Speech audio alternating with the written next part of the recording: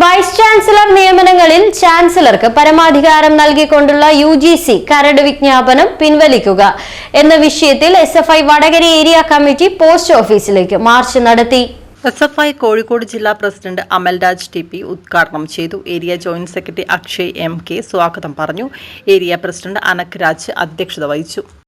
നിങ്ങൾ മനസ്സിലാക്കിയിട്ടുണ്ടാവും, കഴിഞ്ഞ ദിവസം കേന്ദ്ര സർക്കാർ നിയന്ത്രണത്തിലുള്ള സംവിധാനമായ UGC, അതായത് യൂണിവേഴ്സിറ്റി ഗ്രാൻഡ്സ് കമ്മീഷൻ എന്ന സംവിധാനം 2025 കരട് വിജ്ഞാപനം പ്രസിദ്ധീകരിക്കുന്ന ഒരു സാഹചര്യമുണ്ടായി.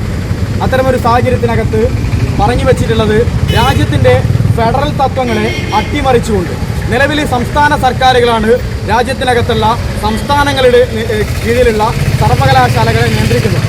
ഇങ്ങനെ സംസ്ഥാനങ്ങളിലെ സർവകലാശാലകളുടെ നിയന്ത്രണം അല്ലെങ്കിൽ അവകാശം അത് ഇല്ലാതാക്കിക്കൊണ്ടുള്ള കറണ്ട് ലിസ്റ്റാണ് ഈ കഴിഞ്ഞ ദിവസം പ്രസിദ്ധീകരിക്കപ്പെട്ടിട്ടുള്ളത്. ഇത് രാജ്യത്തെ ഫെഡറൽ തത്വങ്ങളെ അട്ടിമറിക്കുന്ന രീതിയിലേക്കുള്ളതാണ് എന്ന കാര്യത്തിനകത്ത് യാതൊരു സംശയമില്ല.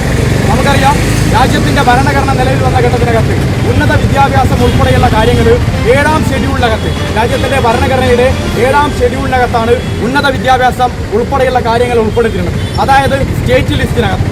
പിന്നീട് രാജ്യത്തിനകത്ത് അടിയന്തരാവസ്ഥ പ്രഖ്യാപിക്കപ്പെട്ട